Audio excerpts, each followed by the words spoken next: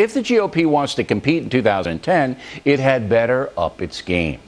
And it's not only the Democrats pounding the Republicans. General Colin Powell and other self-described moderates are angry with the committed right.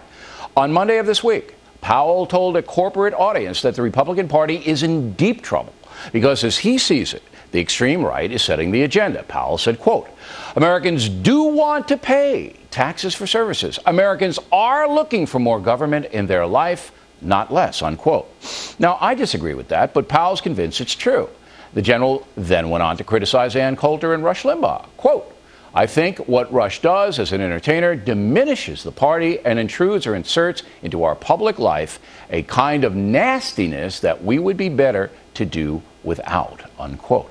General also called Coulter and Sarah Palin polarizing figures, but did mention the governor is a very accomplished person.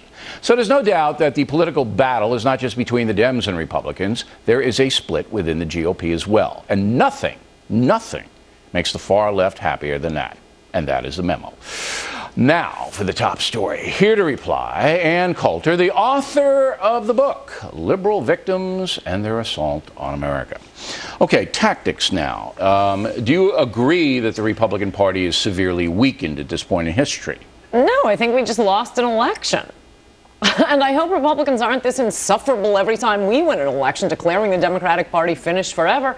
I mean, it seems to me, if you look at it historically over more than, 10 minutes ago, Americans forget how bad the Democrats are. The Democrats come in, and then we come roaring back. Okay, so you don't see that the structural party damage is something that can't be resurrected? No, and what's peculiar about this is no matter what the facts are, liberal Republicans are always telling us we have to be more liberal, no matter what the evidence is, and but this is a perfect isn't that the example split, though, of it. the Colin Powell wing versus the Coulter wing? But the evidence keeps proving them wrong. But no matter how many times we run the experiment, they'll turn around to us and say, "Oh, you weren't liberal enough." We just ran the most liberal Republican in the party, other than Arlen Specter, and he's no longer in the party. So we tried a liberal Republican, and they lost, and now they're coming back and blaming us again. But if a party is divided between the Powell wing and the Coulter wing, how can it ever come together and defeat a machine that has the American media on its side? Right, it certainly does, which is why it's not just liberal Republicans, it's the entire media haranguing, hectoring Republicans saying you have to stop being conservative. So you have a divided party. You may be right, you may be wrong, it doesn't matter, but the GOP's divided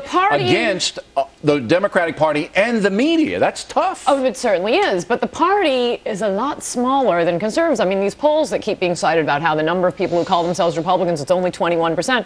Well, okay, something like 34% call themselves conservatives, whereas only 17% call themselves liberals, or something like that. It's been like that for decades and decades. There are more conservatives than there are Republicans, so it's not a coincidence that the people who want us to lose, the media and the Democrats, keep telling us stop being conservative. We win when we're conservative, we lose when we're liberal, and we just ran that experiment again last November. But you don't always win when you're